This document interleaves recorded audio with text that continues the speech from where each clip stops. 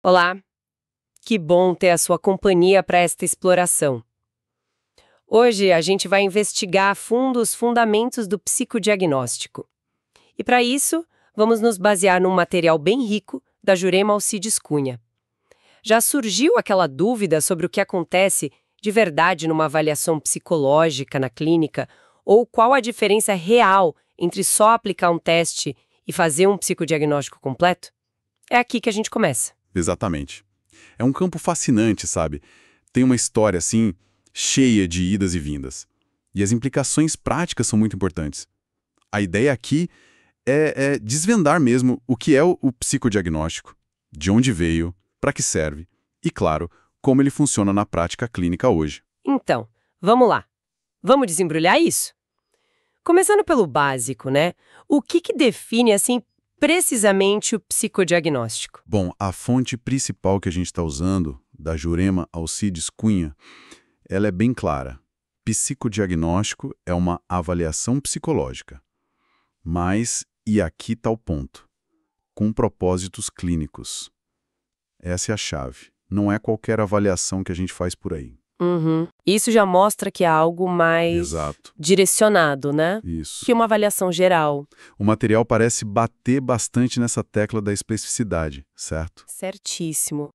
O foco é identificar, mapear mesmo as forças e as fraquezas no funcionamento psicológico da pessoa e sempre olhando se há ou não alguma psicopatologia presente. Mas olha, um ponto importante. O objetivo não é necessariamente só colar um rótulo psiquiátrico, um diagnóstico. A ideia principal é usar os limites do que a gente considera normal, a variabilidade normal, como um parâmetro, uma referência para entender aquele indivíduo. É essa perspectiva clínica que faz a diferença. Entendi. E isso já puxa uma confusão comum, a diferença com a psicometria. Porque a psicometria também usa muito teste, né? Como é que a gente separa bem essas águas? É uma distinção fundamental, sim. E o texto até cita o Groth-Marnott para ajudar a gente. Pensa assim, o psicometrista está mais focado nos aspectos técnicos do teste. Aplicação, correção, obter os dados quantitativos. O resultado pode ser uma descrição de traços, de capacidades, talvez de forma um pouco mais isolada. Certo. Seria como, sei lá, o engenheiro do teste, que garante que a medida está certa. Pode ser uma boa analogia. Já no psicodiagnóstico, o psicólogo clínico, ele não só usa testes, ele integra esses testes com outras estratégias. Entrevistas bem aprofundadas, observações clínicas, análise da história de vida. E tudo isso dentro de um processo que é sistemático, é científico. O ponto central é que esse processo todo ele é guiado para responder perguntas específicas sobre aquela pessoa, para tentar resolver problemas, dilemas clínicos. Os dados dos testes, eles são lidos à luz do contexto geral da pessoa. Não são só números frios, entende? É para construir uma compreensão mais integrada mesmo. Nossa, ficou bem mais claro agora. E essa prática toda, de onde ela veio? A história parece um encontro de vários rios, né? Com certeza. O psicodiagnóstico, como a gente entende hoje, ele é filho da psicologia clínica. O termo psicologia clínica foi criado pelo Leiter Whitmer lá atrás em 1896. E a própria psicologia clínica, ela nasceu de um encontro que nem sempre foi tranquilo entre a psicologia acadêmica, mais de pesquisa pura, sabe? E a tradição médica, com aquele foco histórico na doença, no diagnóstico, no tratamento. E essa herança da medicina parece ter sido, como o texto até sugere, uma coisa boa e ruim ao mesmo tempo, né? Exatamente. Trouxe modelos de como atuar, uma identidade profissional, mas também criou atritos, dificuldades de diálogo com a própria medicina. Uma tensão que, olha, em alguns pontos a gente vê até hoje. É uma herança bem complexa, que moldou o campo. E lá no comecinho dessa história, o material cita umas figuras-chave. Galton, Cattell, Binet. Sim, eles foram os pioneiros, lançaram as bases. A gente pode pensar neles como quem trouxe essa ideia de medidas diferentes entre as pessoas. O Galton começou esse estudo. O Cattell criou os primeiros testes mentais, como ele chamava, e o Binet deu um passo gigante ao propor exame psicológico formal, principalmente com a escala de inteligência dele para ajudar na avaliação pedagógica. Eles são vistos como os pais dessa abordagem mais sistemática. A famosa escala Binet-Simon. E logo depois vieram aqueles testes em massa no exército americano, né? O alfa e o beta na Primeira Guerra. Isso deve ter dado um empurrão enorme para a psicometria. Nossa, sem dúvida. Esses eventos consolidaram a ideia de usar testes padronizados para avaliar muita gente de uma vez. E colocaram a psicometria no centro das atenções. Ela deu as ferramentas, a base metodológica. Mas a história não parou aí, né? A busca para entender a mente não era só medir capacidade. Aí entra a influência da psiquiatria, da biologia, aquela tentativa de achar causas físicas para os transtornos mentais. Isso mesmo. Tinha um movimento forte, vindo da medicina, para tentar ligar as síndromes clínicas com achados biológicos. Lesões no cérebro vistas em autópsias, por exemplo. Foi daí que surgiu aquela divisão clássica, que hoje a gente vê como bem simplista, entre transtornos orgânicos, com causa física conhecida, e os funcionais, que não tinham uma causa física óbvia na época. E nesse cenário, o Kraepelin se destacou muito. Sim, Emil Kraepelin foi, uau, uma figura gigantesca. Ele criou um sistema de classificação dos transtornos mentais que influenciou gerações e gerações. A grande contribuição dele foi conseguir diferenciar quadros clínicos bem complexos, como o que a gente chama hoje de esquizofrenia e transtorno bipolar, que na época ele chamava de psicose mânico-depressiva. E isso reforçou demais a importância do diagnóstico diferencial e das classificações formais, as nosológicas. Mas só medir e classificar não bastava para entender a complexidade dos conflitos internos, né? Foi aí que uma abordagem mais focada no porquê, no inconsciente, ganhou força. Principalmente com Freud. Exatamente. O Freud ele veio da neurofisiologia, mas rompeu com ela. Ele trouxe a perspectiva dinâmica, o olhar para os processos inconscientes, para os conflitos, para as motivações que ficam escondidas. Isso não só revolucionou a psicoterapia, mas abriu portas para outros tipos de instrumentos de avaliação. O teste de associação de palavras do Jung, lá em 1906, foi um dos primeiros exemplos. E, claro, preparou o terreno para as famosas técnicas projetivas. A psicanálise também foi fundamental para aprofundar a compreensão daqueles transtornos funcionais, diferenciando neuroses e psicoses de um jeito mais dinâmico. E aí a gente chega em nomes super conhecidos. Rorschach, o TAT, teste de apercepção temática. Esses tiveram uma época de ouro, né? Pelo que o texto indica. Uma época de ouro, com certeza. O Rorschach, com as manchas de tinta, lançado em 1921, e o TAT, com aquelas cenas ambíguas, um pouco depois, junto com outros, tipo o desenho da figura humana, o teste de Zonde, eles dominaram a avaliação da personalidade nas décadas de 40, 50, foi o auge. E por que esse boom todo? Essa fascinação com essas técnicas? O que explica? O material aponta principalmente duas razões. Primeiro, os testes que já existiam, os psicométricos, eram muito focados em inteligência, aptidões. Eles pareciam meio limitados para acessar o que chamavam de problemas da vida, sabe? As angústias, os conflitos, as dificuldades de relacionamento, das neuroses, das psicoses. E segundo, a comunidade psiquiátrica da época valorizava muito o entendimento dinâmico, a exploração do inconsciente. E essas técnicas pareciam oferecer um caminho direto para isso, uma via régia, como se dizia. O Rorschach, especificamente, foi visto como super alinhado com os princípios da psicanálise, que estava no seu pico de influência. Entendi. Mas essa lua de mel não durou para sempre, né? Se eram tão populares, por que começaram a ser questionadas? Exato. A partir ali de meados do século XX, as críticas começaram a aparecer e a ficar mais fortes. Começaram a surgir dúvidas sérias sobre a validade e a fidedignidade. Ou seja, será que mediam mesmo o que diziam medir? E será que mediam de forma consistente? Havia problemas na metodologia usada para estudar e validar essas técnicas. Além disso, começaram a surgir e a ganhar força outros instrumentos, alternativos, mais objetivos, como os inventários de personalidade. O exemplo clássico é o MMPI, o inventário multifásico Minnesota de personalidade.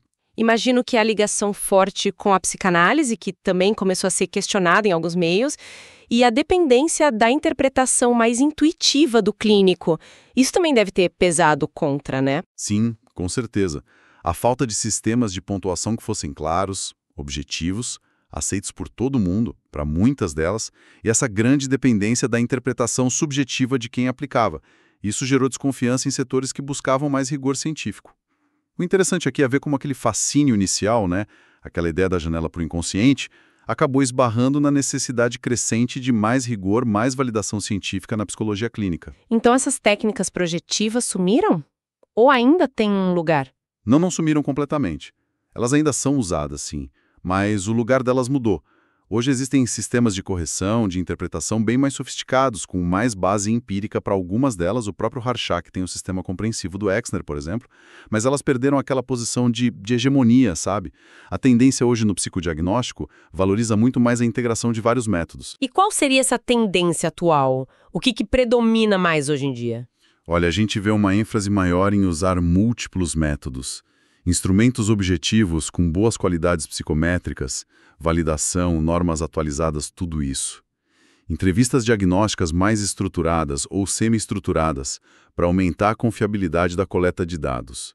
E sim, quando é indicado, usar técnicas projetivas, mas com cautela e usando sistemas modernos de análise. Tem também o avanço das avaliações neuropsicológicas, né? E o uso da tecnologia, avaliações computadorizadas. A busca constante é por mais base científica, por adaptar o processo todo às classificações diagnósticas atuais, como o DSM, o CID. E, um ponto crucial, responder às necessidades práticas, da clínica, mas também de outras áreas, como a jurídica, educacional. Isso conecta direto com os objetivos do psicodiagnóstico, né? Fica bem claro que não tem um propósito único. É uma ferramenta bem versátil. Extremamente versátil. Os objetivos variam muito. Depende de quem pede a avaliação, por quê, quais perguntas precisam ser respondidas. O material da Cunha detalha vários, mas a gente pode talvez agrupar em algumas categorias principais para facilitar. Ótima ideia. Quais seriam essas categorias? A gente podia pensar assim. Primeiro, classificação e descrição. Aqui entra, por exemplo, a classificação simples, responder quanto ou qual, tipo nível intelectual. Entra também a descrição mais detalhada das forças, das fraquezas, como uma avaliação neuropsicológica que mapeia os déficits específicos. E a classificação nosológica, que é testar hipóteses de diagnóstico segundo critérios formais como do DSM ou da CID. Essa classificação nosológica parece importante para a comunicação entre os profissionais, né? Mas sem riscos. O risco de só rotular a pessoa. Sem dúvida. É um risco real. E uma crítica que sempre aparece. Num psicodiagnóstico bem feito, a classificação nunca deve ser um fim em si mesma. É um meio para entender melhor o quadro, planejar o que fazer. É fundamental ir além do rótulo. Outra categoria seria compreensão e explicação. Aqui o foco é mais profundo. Inclui a avaliação compreensiva, ter uma visão geral da personalidade, das funções do ego, sabe? Como a pessoa lida com a realidade, com os impulsos, a capacidade de insight e o entendimento dinâmico, que é buscar explicações baseadas em teorias psicodinâmicas, olhar os conflitos inconscientes, a história de vida. Entendi. E teria uma terceira categoria, mais voltada para a aplicação prática. Exato. A terceira seria previsão e aplicação específica. Isso cobre a prevenção e identificar riscos e recursos cedo, o prognóstico, tentar prever o curso provável do caso, embora ainda seja uma área bem complexa, e a perícia forense, responder a perguntas específicas da justiça, tipo avaliação de imputabilidade, competência civil, essas coisas. Ah, e tem o diagnóstico diferencial, que talvez mereça um destaque próprio pela complexidade, que é investigar e conseguir distinguir entre diagnósticos que parecem parecidos, mas não são. Entendi. Essas categorias ajudam mesmo a organizar essa variedade de usos. E como isso tudo acontece? Como é o processo na prática? O texto reforça que é um processo científico, ilimitado no tempo. Não é uma terapia que não acaba mais. Tudo começa com um levantamento claro das perguntas. Por que essa avaliação está sendo feita? quais hipóteses a gente tem, quais são os objetivos específicos. Isso geralmente vem do motivo do encaminhamento ou da demanda do próprio paciente. A partir daí vem o planejamento, escolher as ferramentas. Sim, o psicólogo planeja a avaliação. Que combinação de instrumentos, testes, entrevistas, observações vai ser a melhor para responder aquelas perguntas. Define-se uma bateria de avaliação, depois, claro, vem a administração cuidadosa desses instrumentos. E depois de coletar todos os dados, o que acontece? Aí vem a etapa de análise, que é tanto quantitativo olhar os scores, comparar com as normas da população, quanto qualitativo analisar o conteúdo das respostas, observar o comportamento durante a avaliação, os tipos de erro, mas o coração do processo, o que realmente define o psicodiagnóstico, é a integração.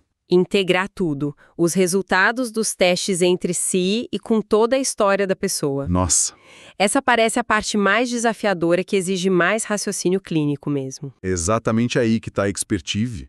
Não é só aplicar teste e somar ponto. É preciso integrar os dados dos diferentes instrumentos e relacionar tudo isso com a história clínica, pessoal, social, familiar, com o contexto de vida atual da pessoa. E essa integração é sempre guiada pelas perguntas e objetivos lá do começo. O nível de inferência, quer dizer, o quanto o psicólogo interpreta além do dado bruto, também varia.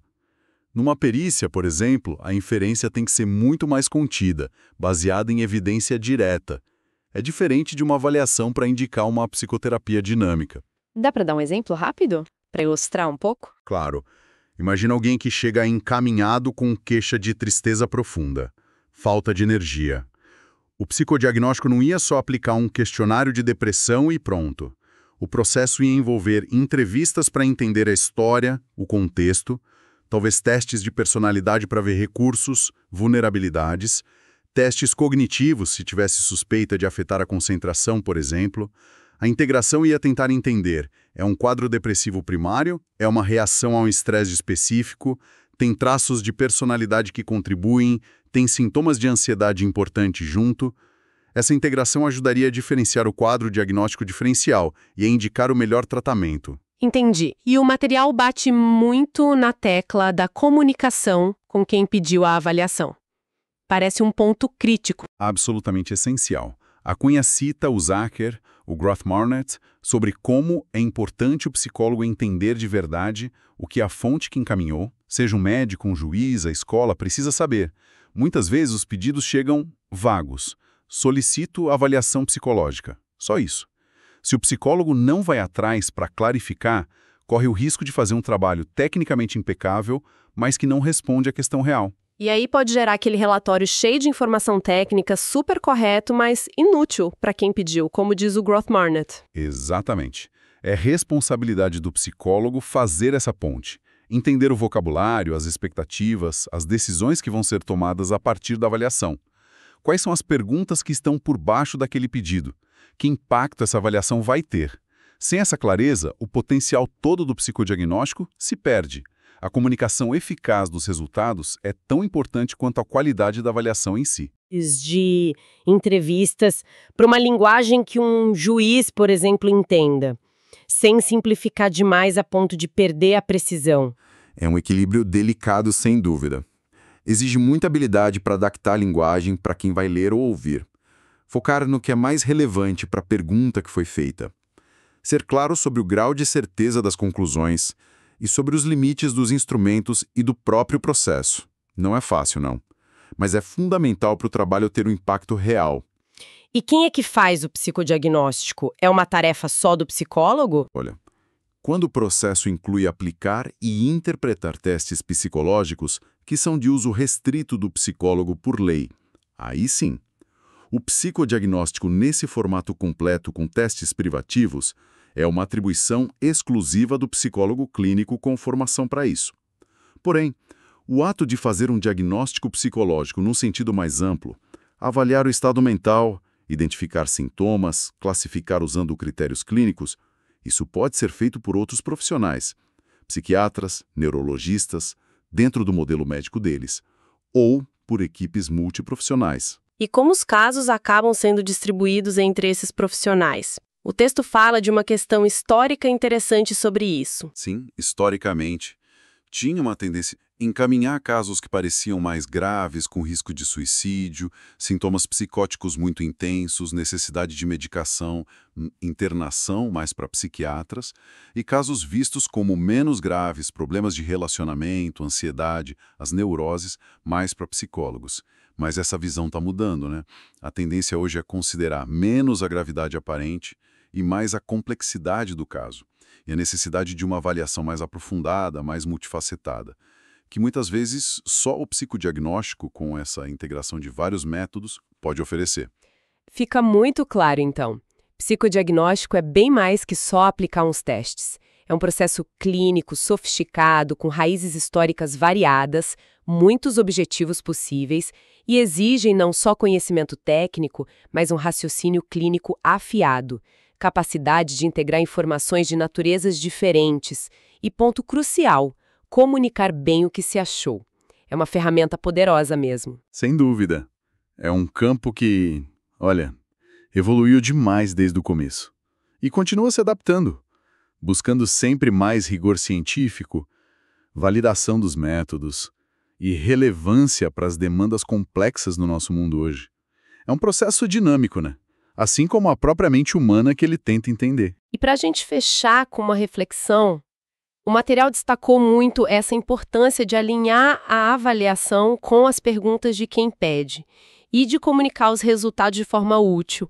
Isso faz a gente pensar até que ponto o jeito como um laudo psicológico é escrito, a linguagem que se usa, os dados que são destacados ou deixados de lado, a clareza das conclusões, até que ponto isso tudo pode determinar se ele vai ser mesmo compreendido e usado por um médico, um juiz, uma escola, ou até pelo próprio paciente no processo dele. Como é que a gente garante que essa ponte da comunicação não só exista, mas que seja forte, eficaz, para que o potencial do psicodiagnóstico seja de fato realizado?